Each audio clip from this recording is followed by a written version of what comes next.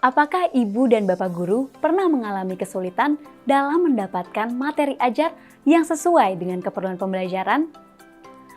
Pada modul sebelumnya, kita sudah belajar sampai cara menyusun alur tujuan pembelajaran.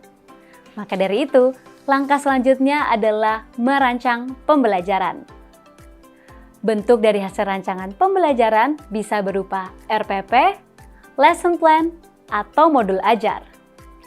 Ibu dan bapak bisa loh membuat dan memodifikasi modul ajar sendiri.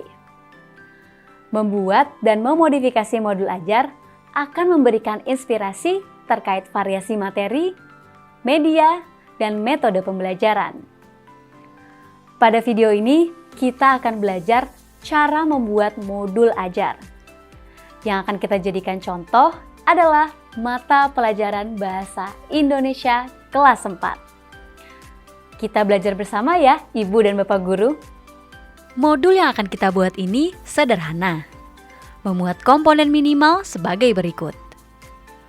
Pertama, tujuan pembelajaran. Kedua, langkah pembelajaran.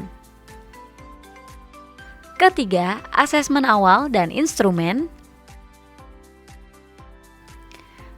Keempat, asesmen akhir dan instrumen. Dan yang terakhir, media. Secara sederhana, tampilannya seperti ini.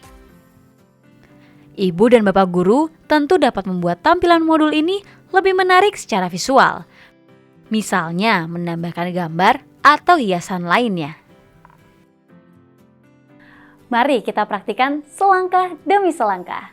Sebagai langkah awal, kita tulis dulu identitas modul ajar. Judul boleh dituliskan secara lebih menarik dan akrab.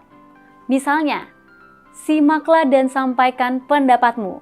Kemudian, tuliskan identitas modul secara lengkap, seperti mata pelajaran, elemen, fase atau kelas, alokasi waktu, nama penyusun, dan unit kerja penyusun.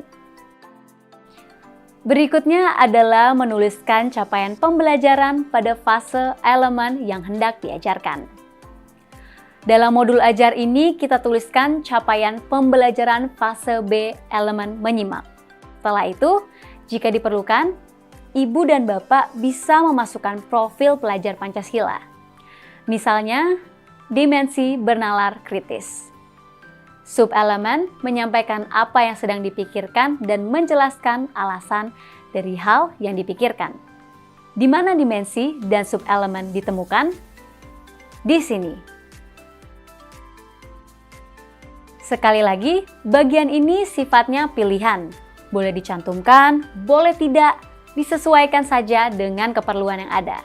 Setelah itu, kita tuliskan profil peserta didik untuk menjelaskan siapa yang dapat memanfaatkan modul ini. Misalnya, apakah modul dapat digunakan oleh semua peserta didik atau lebih cocok untuk peserta didik yang sudah lancar baca tulis? Ibu dan Bapak Guru juga dapat mencantumkan, misalnya, bahwa modul yang dibuat dapat dimanfaatkan juga oleh peserta didik dengan disabilitas netra. Nah, setelah selesai menuliskan identitas, kita tuliskan tujuan pembelajaran.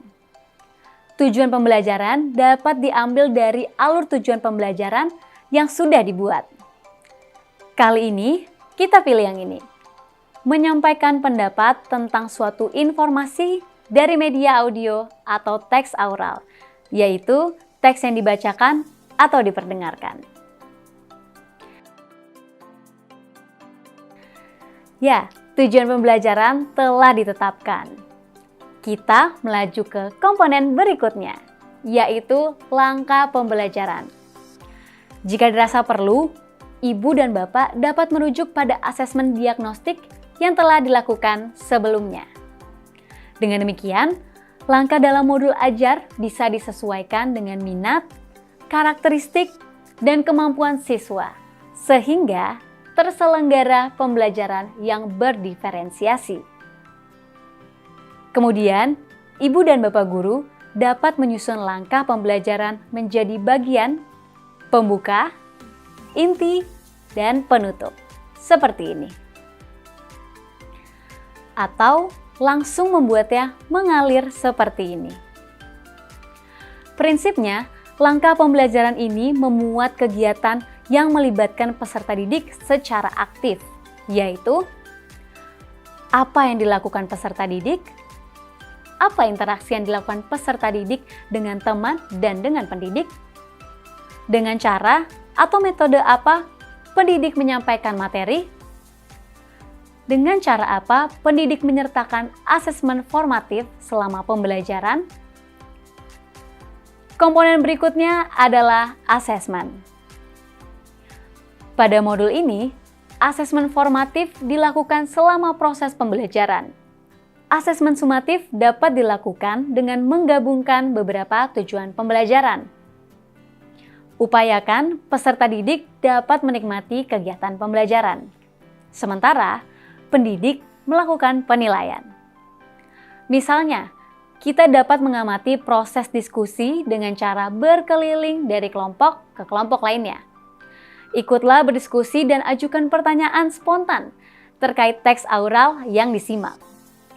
Buatlah catatan terkait kecakapan dan minat peserta didik menyimak informasi. Bagaimana mencatatnya? Ibu dan Bapak guru dapat menggunakan rubrik semacam ini. Pada modul ini, penilaian dilakukan terhadap kecakapan dan minat peserta didik menyimak dan berpendapat terhadap teks aural. Tentu, Ibu dan Bapak guru dapat memodifikasi dan mengadaptasi rubrik penilaian sesuai dengan keperluan. Lantas, media apa yang bisa digunakan untuk mengajarkan modul ini? Kita dapat menggunakan alat pemutar suara, radio, atau cerita yang ditampilkan secara lisan atau dibacakan oleh pendidik. Media pun dapat disesuaikan dengan kondisi dan minat siswa, ibu, dan bapak guru. Nah, demikian topik membuat dan memodifikasi modul ajar untuk jenjang sekolah dasar.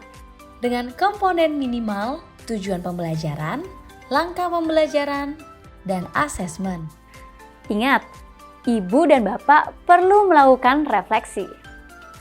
Setelah melaksanakan modul ajar ini, berikan catatan atau tandai bagian yang sudah berhasil dan bagian yang akan diadaptasi dengan cara yang berbeda pada kesempatan lain. Semoga video ini bermanfaat dalam membantu ibu dan bapak ketika hendak membuat atau memodifikasi modul ajar sendiri. Selamat mencoba, ibu dan bapak guru.